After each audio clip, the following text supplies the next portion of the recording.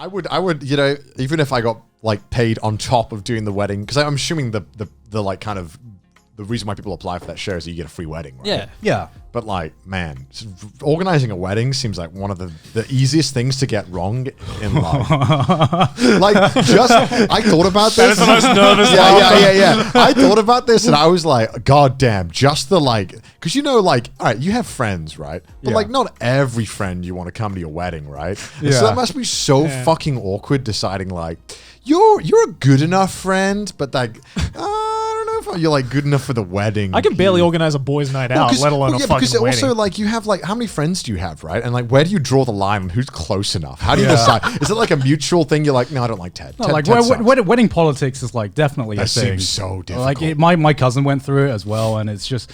There's a lot that goes into a wedding that I have no interest. Like, I didn't. Obviously, it's like trying to plan a wedding itself is hard enough. Trying to plan a wedding internet, like when you're not in the country, and also during like COVID hit, hard and that mode. just this is like not even like hard mode. This is like Dark Souls, no hit run mode, man. Like there's so many things that can fuck up as well. I love how nowadays whenever anything is like extremely hard, the first Dark thing you think of Souls. is Dark Souls no hit. Nothing's harder than that. Yeah, I mean it's stressful, but it's rewarding. Yeah, it must be. I think. I mean, is it gone? I mean, it's If rewarding. Cindy's watching, yes. It's rewarding until like it'll be rewarding once it actually finishes, right? Yeah, and yeah. everything goes smoothly. I mean, like the planning parts, some of it's better than the others. Like I remember, like my favorite moment so far has been actually going to the venue and just being like, yeah, this is the place. This is the place. That's an amazing feeling. Everything up to that, like searching through about 50 catalogs of possible places and driving to about 10 different places and being like, do I want to settle on this? I don't know. Can I see myself getting married in a barn or a cave or whatever? In Japan, it's like crazy how like fucking seriously they take this. oh yeah. Oh, it's like in Asia, they're like we think there's like wedding politics in Western weddings. No, in Asia, it's a fucking statement. Yeah. Right, and I hate that. I absolutely hate that There's because so many unspoken rules at Also, an Asian wedding. the amount that they must spend on weddings here. Oh, it's nuts. Yeah, insane. it's 'Cause, like, insane. If you go to like any like fancy hotel in Japan, like you just because you know if you go there for like a lunch or something, you'll see that like the wedding planning rooms are like full with people. Yeah. meeting. Yeah. And like those prices don't seem cheap. They seem real Yeah. expensive. Like $50K on a wedding. I'm like, what? Yeah, I What? went to one of my friends' weddings from university, and he did it in Japan, in Tokyo. And the inside of this venue looked like a fucking mini Disneyland. Like there was like a castle and like a fucking fountain and this like massive, completely white Yeah. church. I'm like, how much money did you Yeah, spend how on that? about like what amount of money is too much to spend on a wedding? I get that Exactly. it's a special day, but there has to be a limit Not where to like mention there was- special day but- is but, like like, ridiculous. Not to mention there was like 300 people at this wedding. yeah, because like nobody knows 300 people. I'm sorry, I don't even know if I have that many friends on Facebook, let alone at a wedding. Do you like families asking like, "Hey, can my like family friend of a friend come?" Do you get like that? Because like I feel like I'd be like, "No, I don't fucking know them." No, Don't bring in them. Japan, it's like the wedding politics extends to like you've have got to your invite work, you have right? to invite Yeah. work people. Yeah, because it's all about the face, right? So, like in Thailand, you have to invite your family friends, your work colleagues, like basically everyone. I mean, close colleagues, yeah, you know. yeah, I don't know, no, but, if they're actual mates. I'm inviting my boss. Yeah, and another thing about Thai weddings, Shut up, Maylene. which is why like me and Cindy decided to have our wedding in the UK, so we didn't have to worry about that side All of the that politics. bullshit, yeah. But like it's a customary in Thai weddings as well that the groom has to give money, has to give like a certain amount of money to the bride's like family, Bro, for what? his like father to What? accept or something. What, So era are we in? You buying her? Is that like an extra step? I mean, How much is your daughter? I give you 2 goats. What is it, like an auction? Like, what is this? I mean, That's like fucking Russian like mother, right? It's like I give you 2 goats. This feels like an extra step to like auction, you know?